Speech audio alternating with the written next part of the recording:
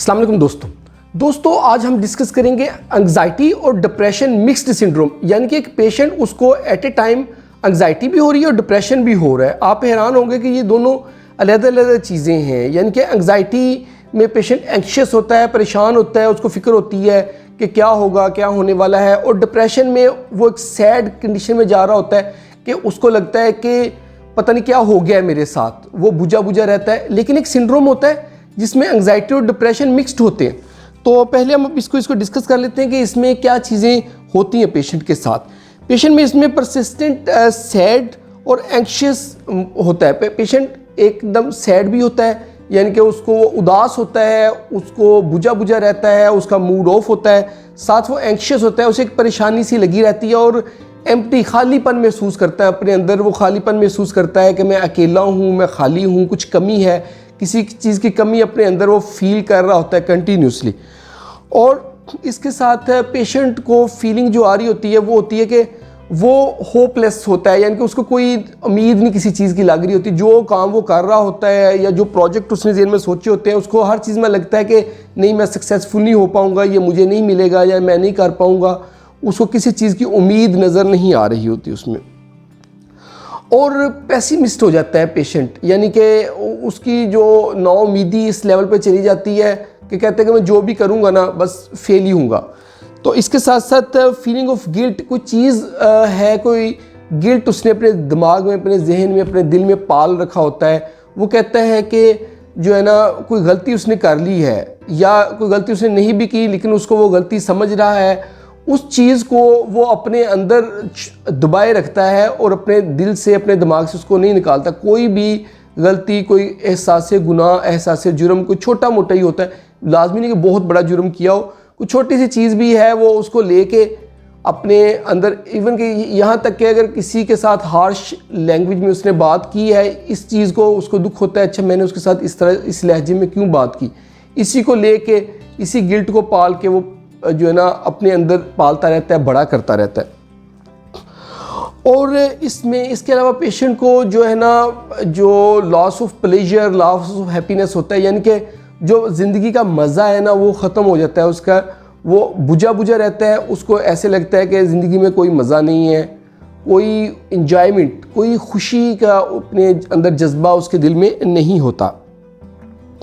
इसके अलावा उसकी एनर्जी जो है कम होती है, वो बहुत डाउन रहता है, बहुत कम एनर्जी के साथ बात करता है। उसकी बात करने का स्टाइल भी बहुत बुझा बुझा धीमा होता है और एनर्जी नहीं होती, तवानाई उसकी नहीं होती।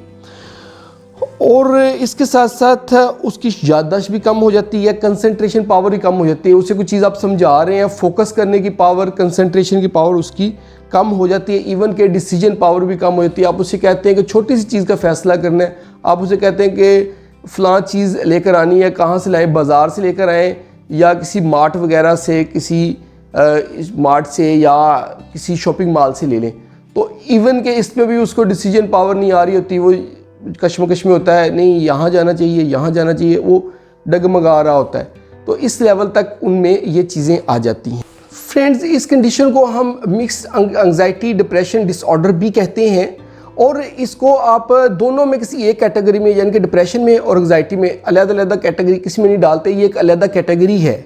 इस कंडीशन में दोनों जो चीज़ें होती हैं वो माइल्ड होती हैं और इक्वल होती हैं। यानी कि आप ये नहीं कह सकते कि एंग्जाइटी ज़्यादा है या डिप्रेशन ज़्यादा है। दोनों के सिम्टम होते हैं और दोनों माइल्ड होते हैं। सिम्टम तो ये पेशेंट एक दफ़ा एंग्जाइटी में जा रहा होता है, फिर कुछ टाइम के लिए वो डिप्रेशन में जाता है, और समटाइम दोनों चीज़ें ही थोड़ी थोड़ी करके सिम्टम्स पेशेंट को दे। फ्रेंड्स, इस कंडीशन में जब पेशेंट आता है तो उसके लिए ज़रूरी होता है कि वो अपनी मेंटल हेल्थ के ऊपर तवज्जो दे। वो एक्सरसाइज करे, मेडिटेशन करे और इसके अलावा एक्सेसिव वाटर इनटेक करे और लोगों से घुले मिले, आइसोलेशन ना इख्तियार करे। जब पेशेंट आइसोलेशन इख्तियार करता है तो इसका ये प्रॉब्लम बढ़ता है। और इस कंडीशन में उसको लाजमी मेडिकल हेल्प भी लेनी चाहिए। उसको अपने करीबी किसी साइकोथेरापिस्ट से या साइकेट्रिस्ट से मिलना चाहिए, उससे ट्रीटमेंट लेनी चाहिए। दो नॉन मेडिकल ट्रीटमेंट जैसे मैंने आपको बताई है ऑलरेडी, कि उसमें आप एक्सरसाइज करते हैं, योगा करते हैं, मेडिटेशन करते हैं, मुराकबा करते हैं, ये सब चीज़ें करते हैं। अगर मुस्लिम्स में जैसे नमाज अगर आप पढ़ते हैं 5 वक्त की बाकायदगी के साथ, तिलावत करते हैं, तस्बीह करते हैं, तो इसमें कमी आने के चांसेस बहुत ज़्यादा होते हैं। और इसके अलावा डायरी आप बना सकते हैं। आप एक डायरी बनाएं, डायरी के ऊपर आप लिखें सारा कुछ, और एंड के ऊपर एक मेडिसिन की इसमें डिस्कस करते हैं। इसके लिए जो मेडिसिन दी जाती है वो SSRI ग्रुप जो होता है ना, उस ग्रुप की मेडिसिन दी जाती है। तो इसमें जो आइडियल मेडिसिन है वो पेरोक्सिटीन है। पेरोक्सिटीन जो है ना 12.5 mg की आप मेडिसिन पेशेंट को दे सकते हैं। इसके अलावा 20 mg में आप पेशेंट को दे सकते हैं। कुछ लॉन्ग टर्म के लिए मेडिसिन चलानी पड़ती है। समटाइम्स हमें ये 3 मंथ्स के लिए भी पेशेंट को देनी पड़ती है, और कभी कभी हम 6 मंथ्स के लिए भी ये मेडिसिन पेशेंट को देते हैं। और इस मेडिसिन के साइड इफ़ेक्ट्स पे बात कर लें तो बहुत ज़्यादा कोई साइड इफ़ेक्ट इसमें नहीं है। कुछ लोगों को इससे नींद आती है, या सर भारी हो जाता है, या तबीयत बोझिल हो जाती है। कभी कभार कुछ पेशेंट्स को नौजिया और वोमिटिंग की कंप्लेन भी इससे होती है। ये इसके साइड इफ़ेक्ट्स हैं। तो दोस्तों, आई होप कि आपको हमारी वीडियो पसंद आई होगी, कि जो एंग्जाइटी और डिप्रेशन मिक्स डिसऑर्डर होता है जिसमें दोनों चीज़ें होती हैं, और इसको अगर आपको पसंद करते हैं तो आप इसको लाइक करें वीडियो को, और इसको आप उन सब दोस्तों के साथ शेयर करें जिनको आप लगता है कि आपको मेंटल हेल्थ के कोई इश्यूज़ हैं, मेंटल हेल्थ के प्रॉब्लम है। आप जिस दोस्त को देखते हैं कि वो बुझा बुझा रहता है, या वो परेशान बहुत ज़्यादा रहता है, फ़िक्रमंद रहता है, दोनों कंडीशंस उसमें हैं, उसके साथ वीडियो लाजमी शेयर करें ताकि उसका भी फ़ायदा हो। और हमारे चैनल को जल्दी से सब्सक्राइब कर दें ताकि आपको इस तरह की अच्छी अच्छी वीडियोज़ मिलती रहें। बहुत बहुत शुक्रिया।